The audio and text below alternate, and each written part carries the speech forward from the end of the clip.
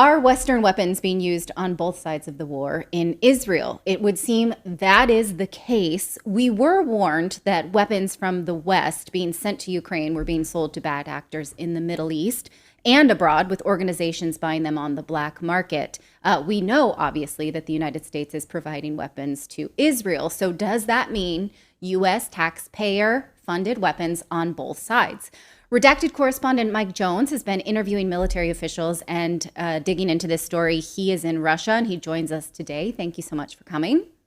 Thank you for having me. So we know that the U.S. is providing Israel with weapons directly. They are saying so quite publicly. But what about the evidence that the U.S. has been indirectly providing Hamas with weapons? What do you know about this? I've done a lot of research, and recently I did an interview with Vasily Prozorov, who runs a Telegram channel, UKR Leaks, in many languages, including English.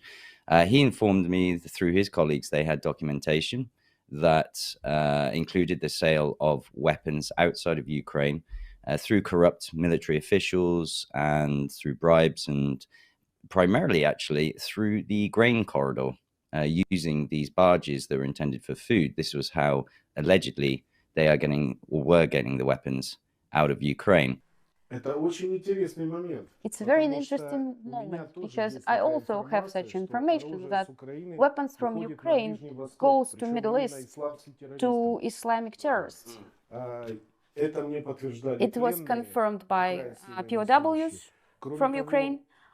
Besides, in Mariupol department of SBU, I got several secret documents in my hands, where it was said that the weapons from Ukraine, from the West, Western weapons, goes being sold to Middle East.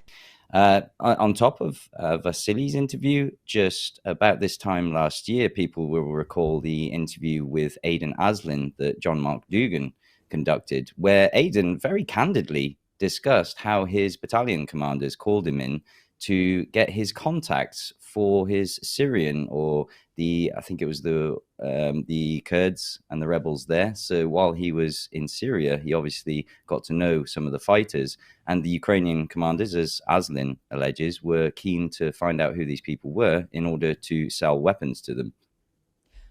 Right. So we're going to play just a little bit of that clip right now. Watch this. I'm sorry, say who it is again one more time. Aidan Aslin.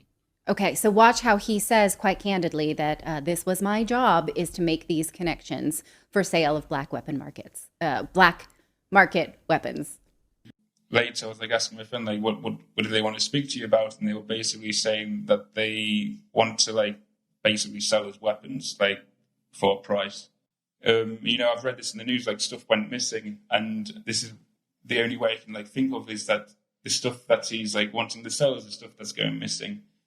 I don't like to say I helped it, but it might be possible that it was me that they had it. Yeah. And I was speaking to him. I was how was things in Syria? It's good with your friend is being able to help us with certain aspects that the Americans wouldn't give us. I was I'm glad I could help with that because yeah. Was he specific at all about what aspects? He said apparently they're going to be sending some new rockets that are on the way.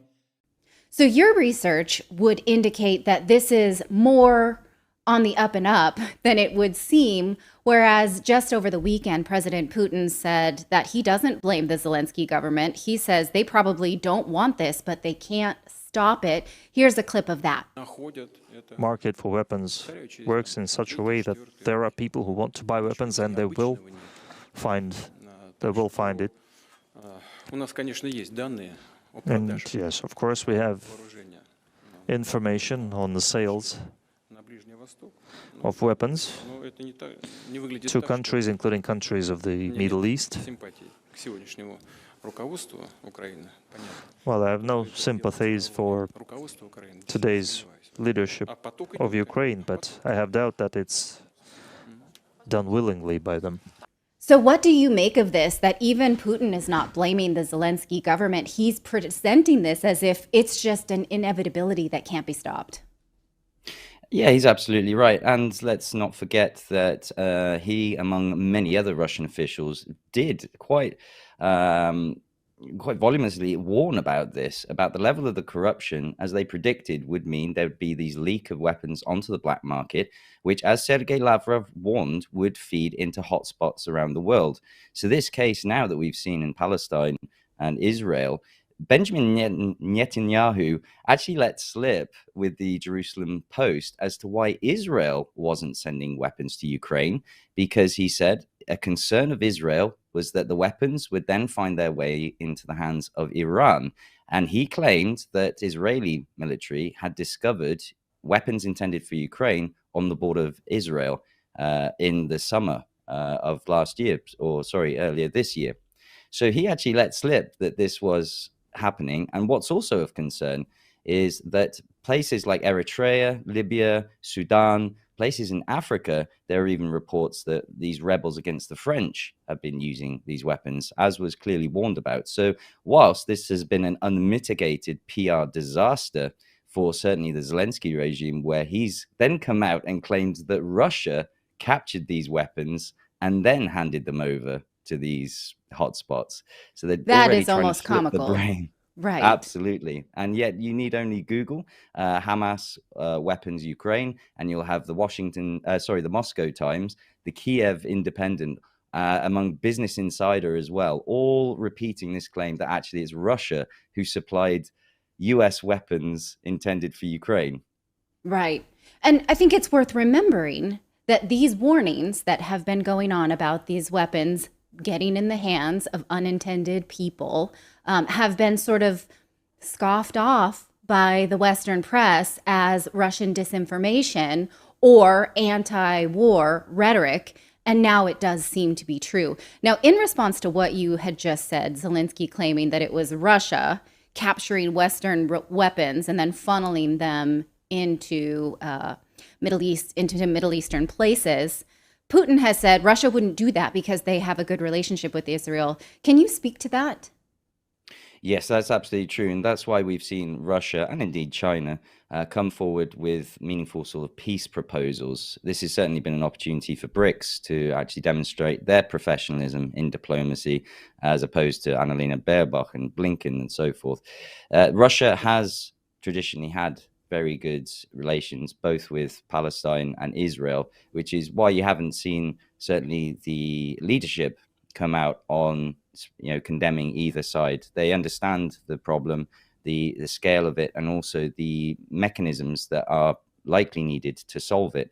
And once more, as Putin has pointed out, this is the US policy failure in this region, trying to monopolize the situation there. And when you have UN resolutions that were passed but never enacted, we've seen the same as we did with the Minsk agreements, where there was people who wanted to be an independent state and all these agreements not being reinforced.